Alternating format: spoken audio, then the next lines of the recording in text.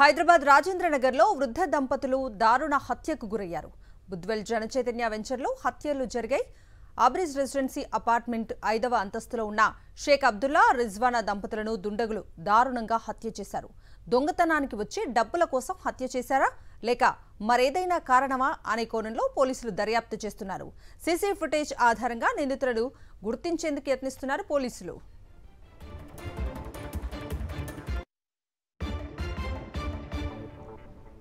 రాజేంద్రనగర్లో వృద్ధ దంపతుల దారుణ హత్యకు సంబంధించి పూర్తి అప్డేట్స్ మా ప్రతినిధి అమర్ అడిగి తెలుసుకుందాం.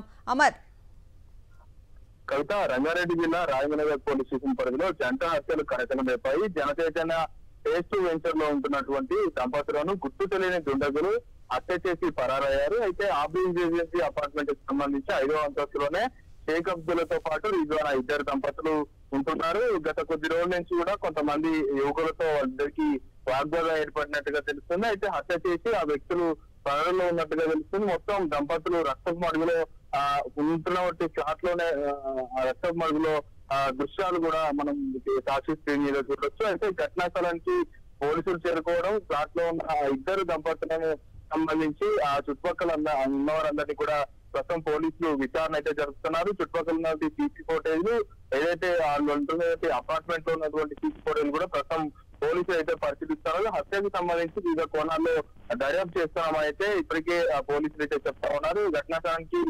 రాజేంద్రనగర్ డీసీపీ శ్రీనివాస్ కూడా చేరుకున్నారు. ఇప్పటికే క్లూస్ టీమ్ కూడా ఆధారాలు కూడా సేకరిస్తుంది. అయితే దొంగతనానికి వచ్చి డబ్బుల కోసమే హత్య చేశారా లేక ఇంకేమైనా ఆర్థిక సంబంధమైన వ్యవహారాలు ఉన్నాయన్న కోణంలో ప్రస్తుతం పోలీసులు అయితే దర్యాప్తు చేస్తున్నారు. అయితే ఇప్పటి వరకు మనకు అందుతున్న సమాచారం ప్రకారం పోలీసులు మాత్రం అంటే హత్యకు సంబంధించి వాళ్ళ కుటుంబీకులు దగ్గర వారే హత్య చేశారని అయితే పోలీసులు మనకైతే సమాచారం అయితే చెప్తా ఉన్నారు. దీనికి సంబంధించి ఇంకా దర్యాప్తు చేస్తున్నాం.